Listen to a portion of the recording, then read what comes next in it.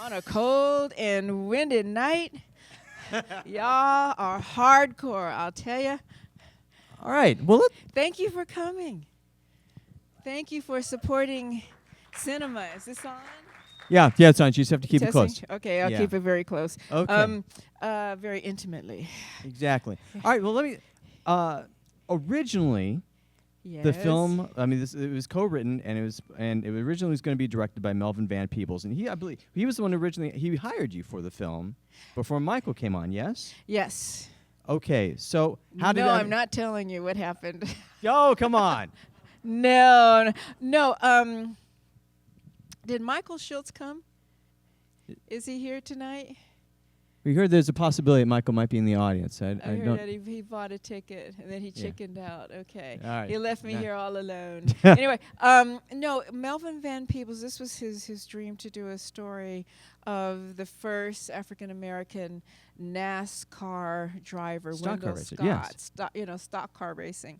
And I would play Mary Scott, and Wendell would be portrayed by Richard Pryor. So everything was working fine. When I get there, Melvin is not there. And I was crushed because I really wanted to work with him. And so there maybe had been some artistic differences or something that had happened before. So I really don't have any juicy gossip, John, to tell you. I'm just curious. I know you is. I know. I have been here. This is my second day. I know how you work. So, but something had happened, and they were behind. But the morale was great because I was working with Beau Bridges, the late Cleavon Little. This cast is amazing. It was amazing. Julian Vaughn and the Commodores. We had a ball. Well, Richie Havens. Richie Havens, and he sang all the time. And we sat at his feet like more. You know, Vincent Gardenia is in Yes, this. yeah. Julian Bond, who then became a congressman. He was very good. I He was mean- very good. He was very handsome. He loved his role. He loved his bandages and his blood and everything. He really loved it. So, we were in Buckhead, Georgia, which is now a huge suburb. Right, with that, when we shot, it was only like cows and manure, and a Holiday Inn. And Cleveland, when they got there, these big movie stars go, "Where are we?" And take 2 rooms. That's luxury. Get a door in between, Well, and in your book, you talk quite a bit about how you and Richard, you had kind of you both have personas. You both have, people have certain expectations about you, and you talk about, in particular, meeting, when like I think you said like there's one time when the first you saw each other for the first time on the set, like one early morning, and he said something about you being a farm girl and him being and him being like low key as well. Talk about that a little bit. You just want that moment in time. I do. Well, I had actually met Richard through the late Freddie Prinze. And Freddie had told Richard that he knew me, and we had dated, but we weren't dating at the time. And Richard said, "No, you don't, man." So that's when I first met Richard. And I think from that meeting, it was very humorous. I don't want to digress to it, but Richard thought I'd be perfect for Grease Lightning. And at the time, my career had trajectory. It had soared. And he was the up-and-coming. He was no longer just an ensemble actor. He was becoming a leading man. And I think that was the first leading man film he had done. So he had this thing about being late, and it had caused a ruckus. And for me, there were not that many opportunities to do black films or a film that has a black cast about black history. So it was a real moment of let's not mess this up. So I started hearing other things later about what was going on, but I felt that with such gratitude, I wouldn't be late and keep in 110 weather the crew waiting. So we were probably about to be canned. They were going to maybe pull the plug on us, and it would have been a lost opportunity. And so we waited. I was tired. I was hot. He hadn't come yet. It was 2 o'clock in the afternoon, and everyone, I said, and the executives were standing there watching with their arms crossed, and I was like, uh-oh, this is not good. And so I was ready and so happy to, I'm going to work with Richard Pryor. Oh, my God, he's the ultimate professional. I can't wait. And so, but I'm waiting all day. This is how the big movie stars act? Really? And I'm a woman in the women's movement. We're trying to tell our narrative, begging for these opportunities. And you see someone kind of squander, like, I'm a man, I can be late. Okay, do you know who I am? So I'm just an actress. I'm just an actor, so grateful to be here. He shows up, Mr. Pryor's here, Mr. Pryor, let's go. Okay, let's get ready to shoot, Okay, let's go. Richard's here, and everyone starts coming. And we're tired, and we're hot, and my wardrobe is soaking wet, my makeup is running down my neck, my hair is falling, I look like a mess, and they go, we have to send Pam to makeup. We have to dry off her wardrobe. She's not camera ready, it won't match, and so we're all like really wasting a day. And I'm really afraid for all of us, because if they can this movie, hundreds of people will lose their jobs. And they gave up other jobs. So there's one thing you learn about gratitude. This is an industry where if we lose it now, it's not coming back. So the opportunity has such magnitude of importance. And so I said, Richard said, okay, so I'm ready, and they get me dried up, and they pat me down, and they fix me up, and I come on the set, and it's really late, and everyone's tired, and the crew members are grumbling, and I feel for them, because they stand 20 hours a day making us look good. And they're well compensated, but it's, I don't want to abuse them. So Richard comes on the set, and he looks fantastic. And he's just like the leading man, and I'm so proud of him. And so they said, okay, we're going to start rehearsal. So I get in the position, and all of a sudden, Richard doesn't stick to the book. He starts playing around. And he takes his kitchen fork, and he starts, poking it at my eyes, and he starts just playing. I'm like, and for a second, I snapped. You know me by now. And I smacked that fork out of his hand and went flying across the room, and I read his ass, you read him the riot act? Riot act in front of everybody. And his eyes he froze, and the crew were like, oh my God, Pam's going to walk off. This is the end of the movie. And, everyone was really afraid. And I just told him, don't waste our time. We're professionals here. We don't have to wait for you. I don't care who you think you are. This is a luxury. This is an opportunity for you to be a leading man and show what you can do. And you're going to mess with? No, I don't think so. I waited for you. And so I said, do you know your lines? He says, well, no. Do you know your lines? Let's do it. If you don't, I'll come back when you're ready. So I walked off the set, and that was it. I went to my dressing room, and I was so upset, that because it scared me that someone would stick something in my face, in my eyes. So I walked off and respected myself, and that's when he fell in love with me.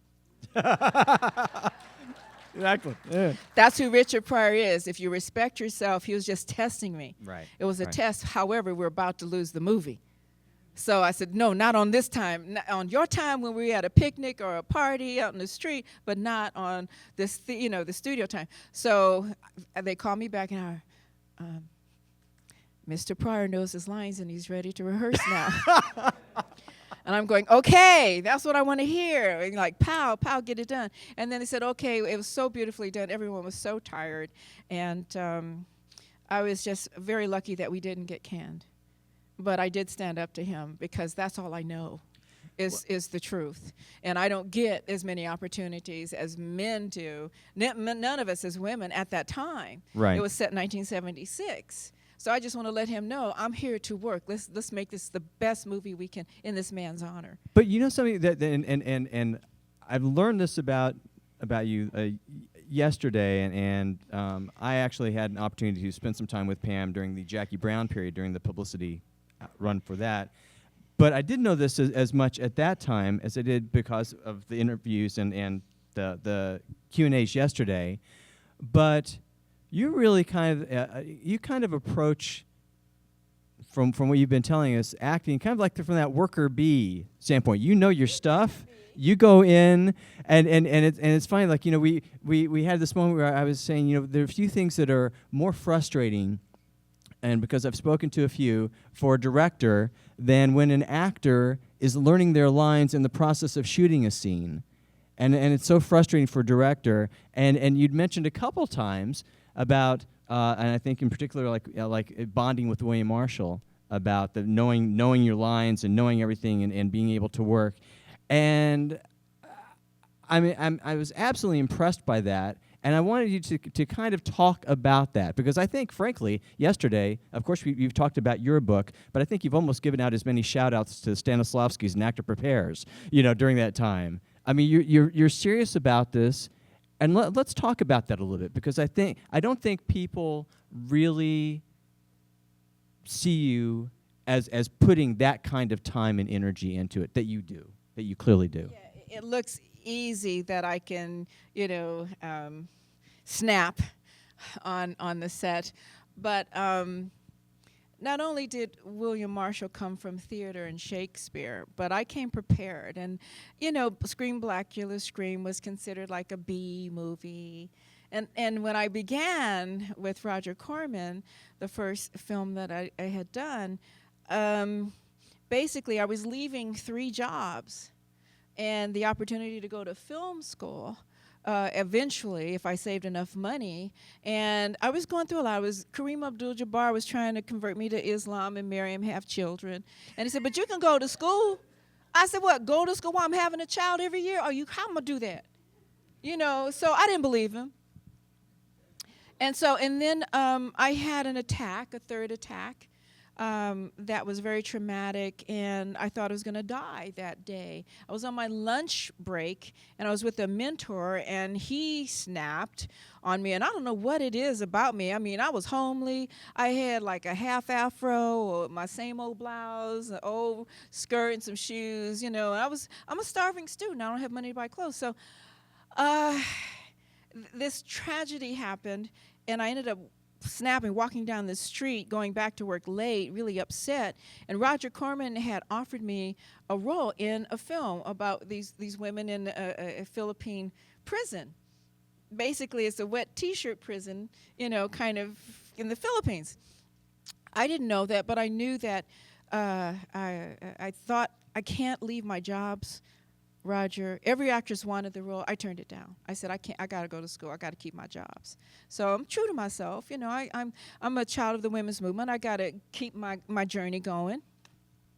And so when this happened, I talked to the agents, and Roger said, I'll take that job.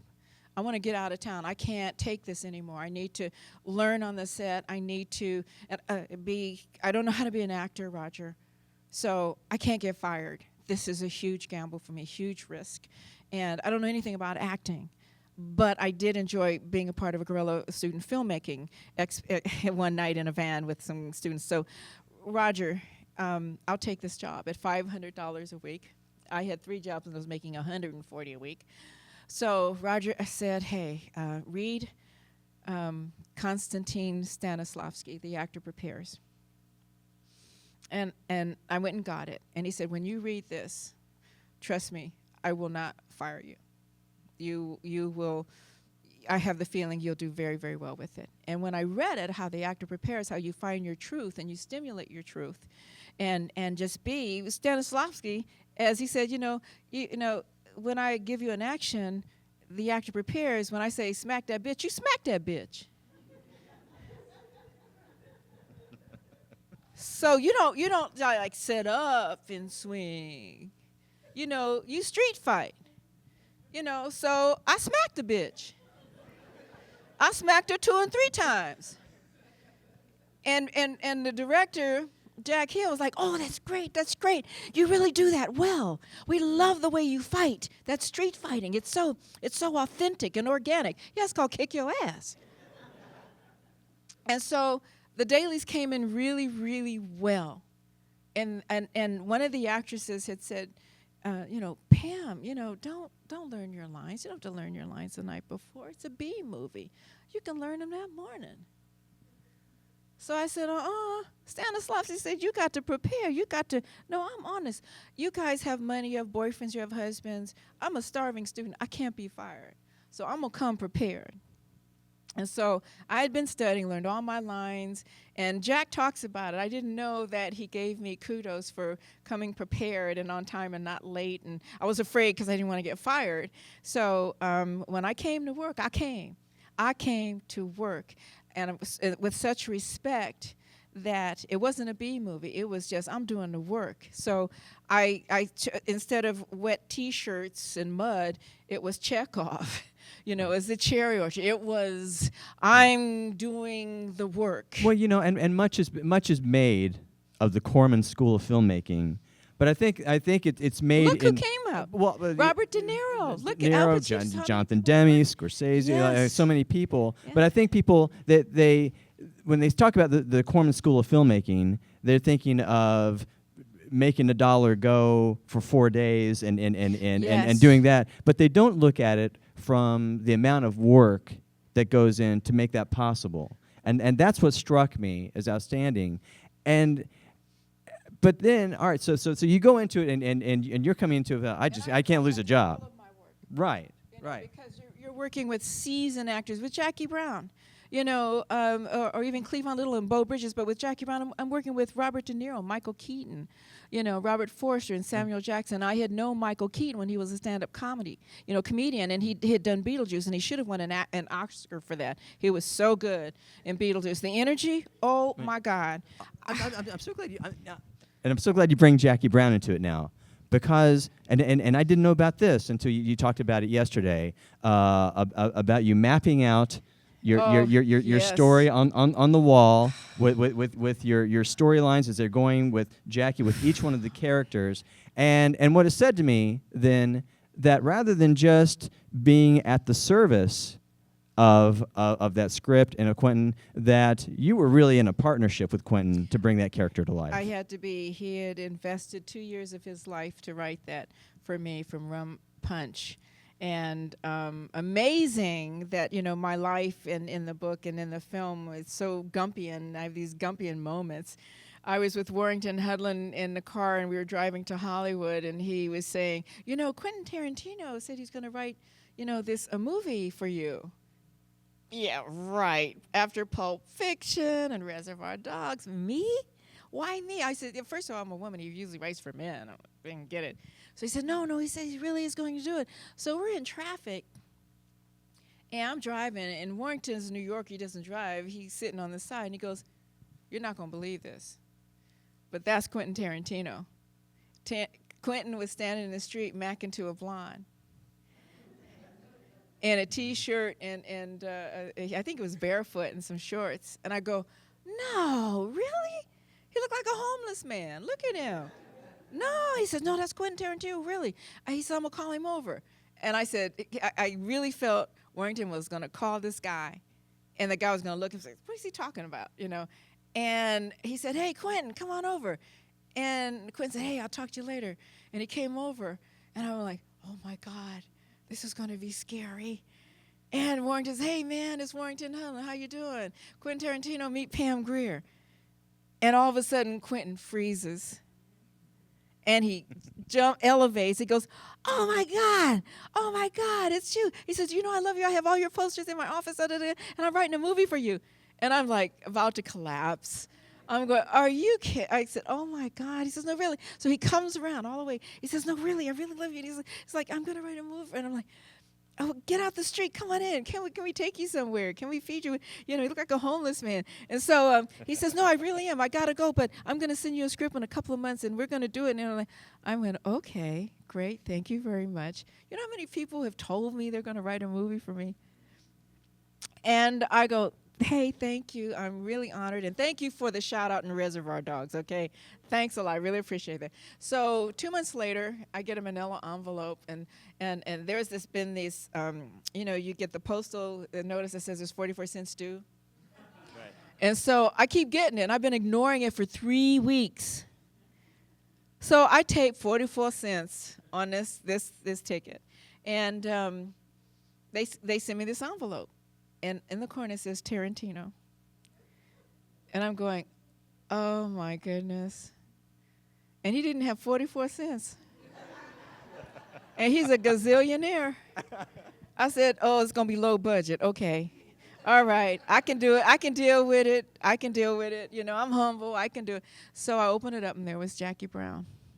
And it was truly amazing, and the rest is history. And in my hotel room, I had a schematic of the entire storyline across the wall, like 50 feet long, of all the pages, first act, second act.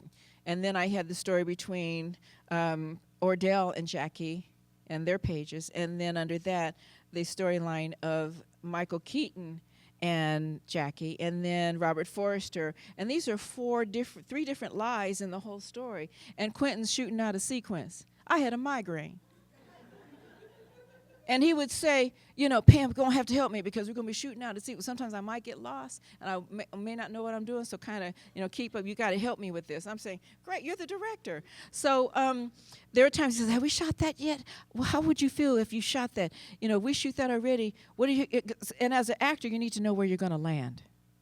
And you work backwards. I said, we haven't landed yet, but we did this, but we haven't landed yet, so I can't give you that emotion yet because we haven't shot that with him. It was just like, oh my God. And they said, and I took a picture of it and showed it to him. I said, I said, this is the only way to keep up with you. You talk fast, you move fast, your brain moves.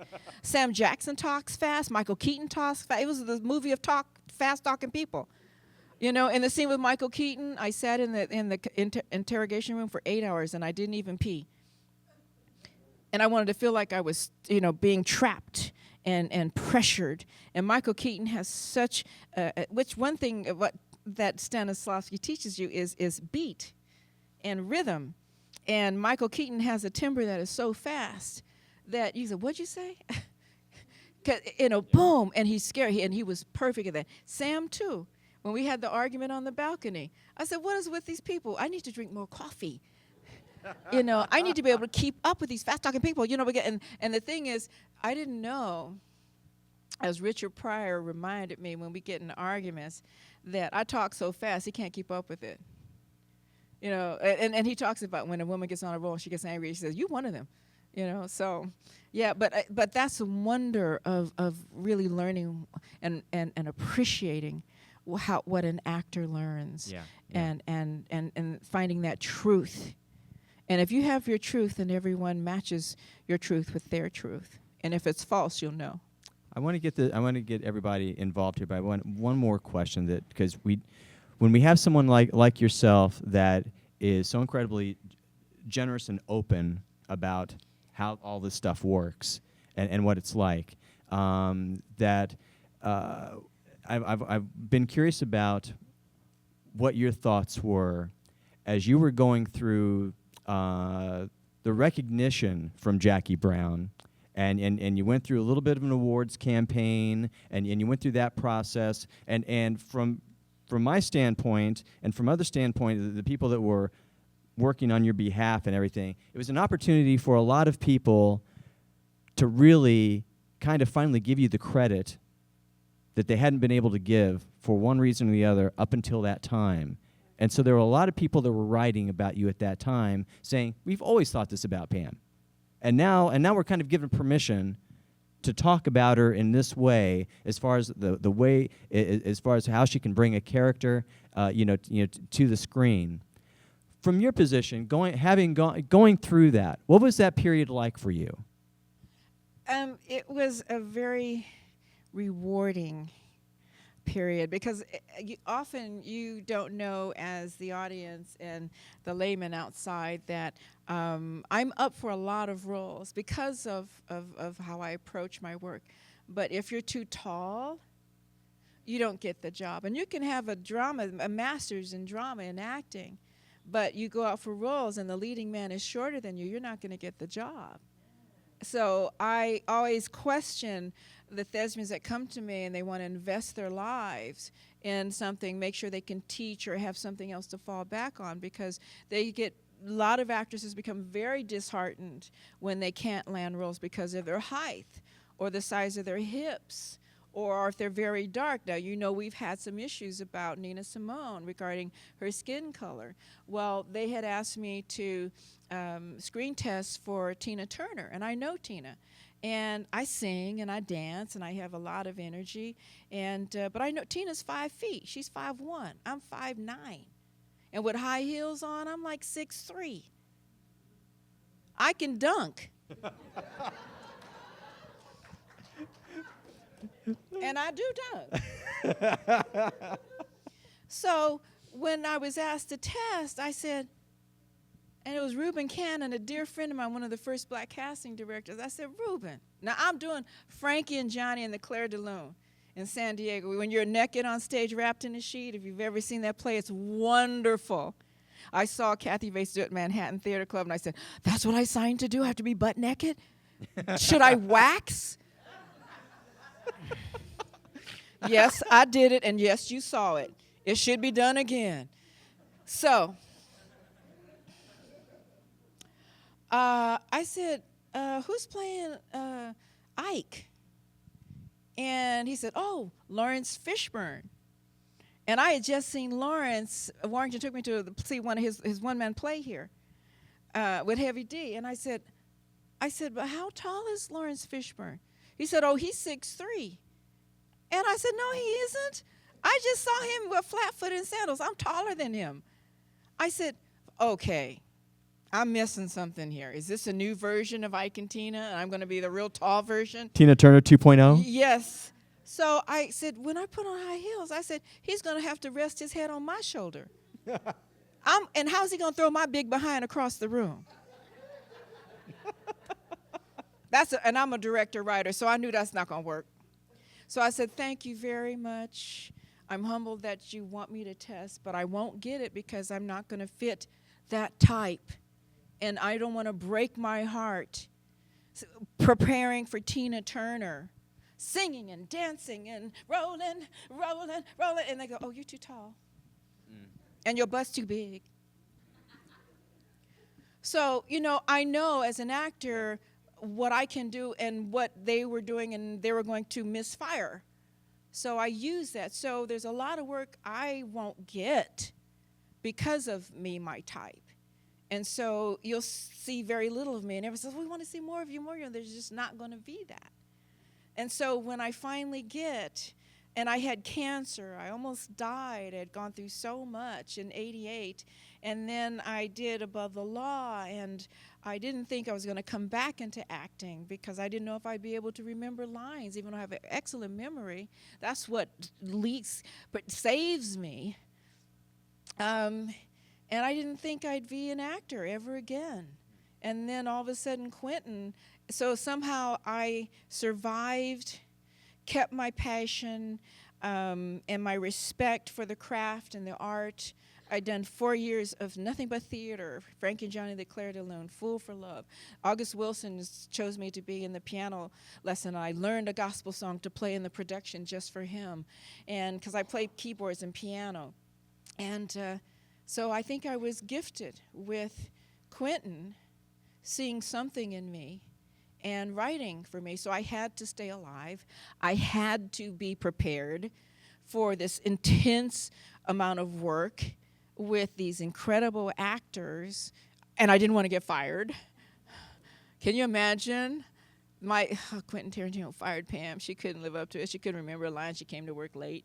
No, that wasn't going to happen. So I had survived for this. So people, now that you've heard it, understand maybe that was the gift I was supposed to receive for not getting, for what I had, for my gratitude in life. You never know what's going to come to you in gift form. Well, and I was ready for it. And I'm sure I can speak for a lot of people out here, because I know at the time there are a lot of people like myself that were saying on your behalf, it's about damn time. when those stories were coming out and when people were writing about that. I mean, seriously. So I'm going to open up. Let's start with you, sir.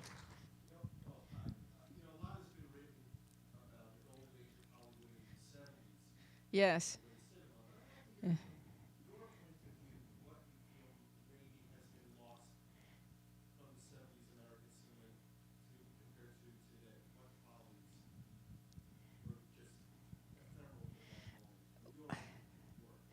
Well, in the 70s, these students that I had met on the campus of UCLA, when I walked out the dean's office of admissions, talking to my mom, I can't afford it. I have to come back home. It's so expensive here. Well, I don't know what I'm going to do. And there were these students packing up their van to go make their film their film, their 15-minute film pieces for their class, their courses. And they invited me because I was fascinated by what they were doing. And when we got in the van, they started talking about Truffaut and Bertolucci and Kurosawa, and I used to go see a lot of the Japanese and Chinese martial arts films, and I saw them making an incredible film with very little money. And there was this beauty that came out of it in texture and film and acting and sound, and it was just something very special. And in the 70s, we made films that I had done, not only Roger Corman, but Coffee for $650,000. It made like $12 million. But we had old cameras and old equipment, and people worked really hard, and there was just fabulous organic, texture. And like Quentin, I'll try to articulate this for you. Quentin made a scene in Jackie Brown that was 15 minutes long to replicate the length of the scenes in the films we did in the 70s, because we didn't have the budget to cut when there was a plane, when there was a drop line, so we had to be really ready with our dialogue. And so we didn't have a lot of post-production money, so you would see more scenery, hear more sounds, because we didn't have the budgets to cut and make and do post-production sweetening and the thing that takes away the element of great film work. And then when the student who was directing us in this van one night, because we didn't have a permit, we were pushing the van as if it was our dolly while they held the camera out the window. And because we couldn't turn the engine on because we would, kind of annoy the neighbors and the residents. And he talked about Federico Fellini. There's no beginning, there's no end, only passion in filmmaking. And they were talking about all of these foreign directors who shot with an economy. And that's what Quentin did. He wanted to replicate, Jackie Brown to be a film in the 70s. You notice the cars, the apartments, nothing new or modern. It's timeless. You don't know what era, what year Jackie Brown lived in. It looked like the 70s. The music was the 70s. The wardrobe was the 70s, right? We shot it in 98, 97, 98. So he replicated a wonderful time of filmmaking that was done with an economy, and how they maximized that dollar, maximized that time. They had little lights. Lights would explode, and so we saw more shadows. We saw things that were just, that's why I think a lot of those films from that era people love, because today it's CGI and fast cuts, and your brain is going, ugh, ugh. You can't settle and enjoy. And then one thing Quentin did, which was out of the 70s, was he likes to look at the actor being still. Like the walk in the beginning, Jackie is still, very still on the escalator, the people mover. He captures people's stillness. And that's what is a part of like a 70s filmmaking. And maybe it wasn't as supercharged as it is today, but that's what made it special.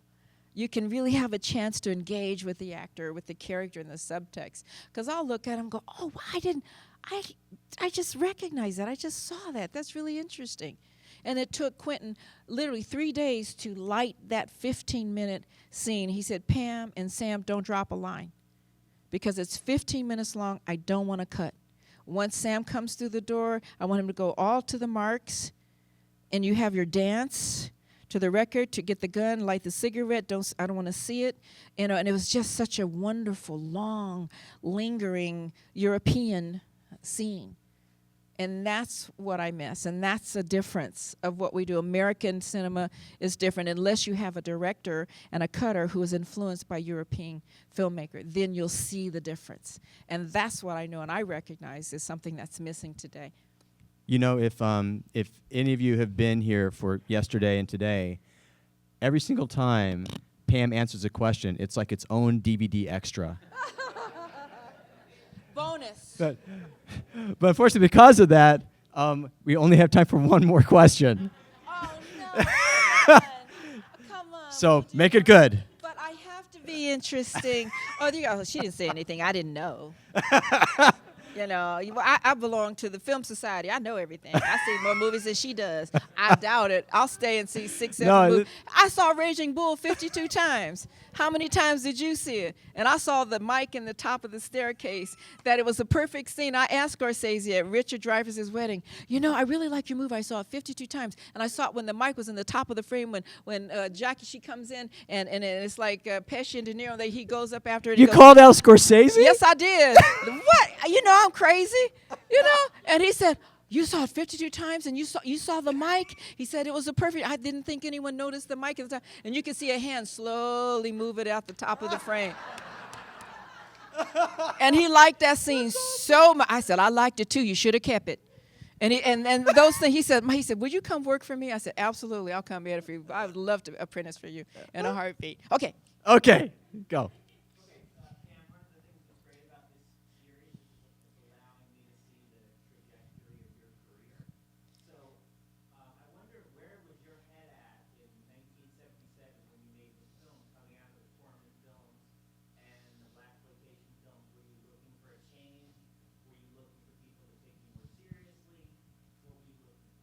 I wasn't looking for people to take me more seriously as an actor.